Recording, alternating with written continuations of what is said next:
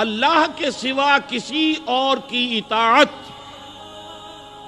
جس سے اللہ کی معصیت لازم آتی ہو، شرک۔ لا طاعت لمخلوق فی معصیت الخالق، مخلوق میں سے کسی کی اطاعت نہیں ہوگی یہ اس معاملے میں جس میں خالق کی معصیت لازم آ رہی ہے۔ ہاں، خالق کے احکام کے اندر والدین کا حکم بھی مانو، اطاعت کرو، اساتذہ کا حکم مانو، کسی اور کو اپنا لیڈر مانا ہے اس کا حکم مانو، لیکن ناٹ بیونڈ وہ جو سرکل ہے کتاب و سنت کا، اس سے باہر نہیں۔ لا طاعت لمخلوق فی معصیت الخالق، یہ آپ الجبرے کے فارمولے کے طور پر اپنے سامنے رکھیے۔ اب اسے اپلائی کیجئے، جیسے فارمولوں کے ذریعے سے پھر بڑے بڑے وہ سم جو ہے وہ حل کیے جاتے تھے سوالات۔ صبح کا وقت ہے، آنکھ بھی کھلی ہے، کوئی اذان کی آواز بھی کان میں آئی ہے، آپ کا نفس کہتا ہے ابھی سو جی۔ آپ نے اپنی چادر یا کمبل کو درست کیا اور کروٹ لی اور سو گئے۔ یہ کیا ہے؟ آپ نے کس کا حکم پیچھے پھینکا اور کس کا حکم مانا؟ اللہ کے حکم کو پیچھے پھینک دیا، نفس کے حکم کو آگے رکھا۔ یہ شرک، اس شرک کو جاننے والے بہت کم ہیں۔ مولانا روم نے خوب کہا تھا، نفس ما ہم کم ترس فرعون نیست لیکن ایراعون نیست۔ میرا نفس بھی فرعون سے کم نہیں ہے۔ فرعون نے کہا تھا نا، الیس لی ملک مصر وہذہ الانہار تجری من تحتی، کیا اس ملک مصر کی حکومت میری نہیں ہے؟ اور سارا جو یہ آب پاشی کا نظام ہے، انہار کا نظام ہے، وہ میرے کنٹرول میں نہیں ہے؟ جس کا چاہوں موگا کھلا رکھوں، جس کا چاہوں بند کر دوں۔ یہ تھا خدائی کا دعویٰ، انا ربکم الاعلی۔ تو مولانا روم کہتے ہیں میرا نفس بھی اس سے کمتر نہیں ہے۔ وہ کہتا یہ جسم میرا ہے، اس پر میرا حکم چلے گا، میں نہیں جانتا کون اللہ کون رسول، کیا حرام کیا حلال۔ تو فرعون سے کم تو نہیں ہے میرا نفس، لیکن ایراعون اس کی بہت مدد تھی، فوج تھی، لاؤ لشکر تھا، تو اس نے زبان سے بھی کہہ دیا کھل کر انا ربکم الاعلی۔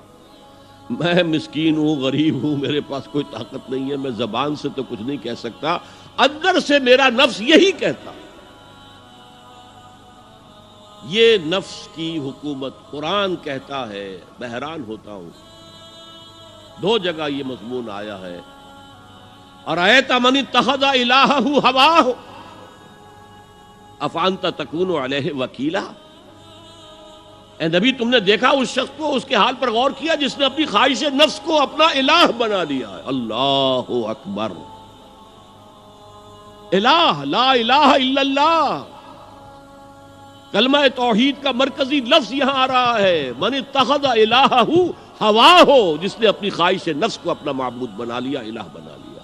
افانت تکون علیہ وکیلا، کیا آپ ایسے شخص کی کوئی ذمہ داری لے سکتے ہیں؟ سود حرام ہوا کرے جی، حرام ورام، ہمارا دھندا جو ہے وہ آگے بڑھ نہیں سکتا۔ تو اللہ کے حکم کو پیچھے ڈالا، نفس کے تقاضے کو آگے رکھا۔ کون معبود ہے آپ کا؟ نام عبداللہ رکھیے، نام عبد الرحمن رکھیے، ہے عبد النفس، نفس کے بندے، نفس کے غلام۔ یہ میں نے یوں سمجھیے کہ جیسے میں نے ہجرت اور جہاد کی ڈیفینیشنز کی تھی۔ ہجرت کا بیس کیا ہے؟ پوچھا گیا ایو الہجرت افضل یا رسول اللہ، اے اللہ کے رسول بتائیے سب سے اعلیٰ ہجرت کون سی ہے، افضل؟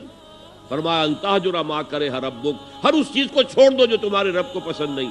آج رات ہی سے آپ ہجرت شروع کر سکتے ہیں۔ جائزہ لیجئے کیا کیا چیزیں میری زندگی میں خلاف شریعت ہے، تو اللہ کو ناپسند ہے، فیصلہ کیجئے کہ آج کے بعد نہیں ہوگی۔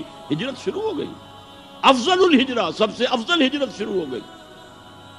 لیکن ٹاپ پر لے جائیے تو یہ ہجرت جب اللہ کے دین کو قائم کرنے کی جدوجہد اس مرحلے پر آ جائے کہ اب باطل کے ساتھ ٹکراؤ ہے اور اب چاہیے کہ ساری قوت ایک مرکز پر جمع ہو جائے، ہجرت فرض کر دی گئی، وہ ہجرت گھر بار چھوڑ کر، اہل و عیال کو چھوڑ کر، اور مکے کے بھیڑیوں کے رحم و کرم پر چھوڑ کر اپنے گھر والوں کو جو لوگ ہجرت کر کے آئے، حکم تھا۔ ہجرت مدینہ فرض تھی، ہجرت حبشہ فرض نہیں تھی، صرف اجازت تھی کہ جن سے سختیاں نہیں جھیلی جا رہی مزید وہ چلے جائیں۔ تو ہجرت کا یہ ابتدائی نقطہ، انتہا یہ جہاد، المجاہد من جاہد نفسہ، جہاد تو یہاں سے شروع ہو گیا، اپنے نفس کے خلاف جہاد کرنا۔ صبح نفس نے کہا ابھی سو جاؤ، آپ نے نفس کی بات کو رد کیا، اپنا کمبل اٹھا کے پھینکا، اٹھے، وضو کیا، نماز کے لیے آپ مسجد چل دیے، آپ نے جہاد کیا نفس کے خلاف۔ یہ افضل الجہاد ہے، اور سب سے چوٹی اوپر یہ ہے کہ جب وہ حق و باطل کی جنگ ہو تو جان ہتھیلی پر رکھ کر میدان میں حاضر ہو جاؤ۔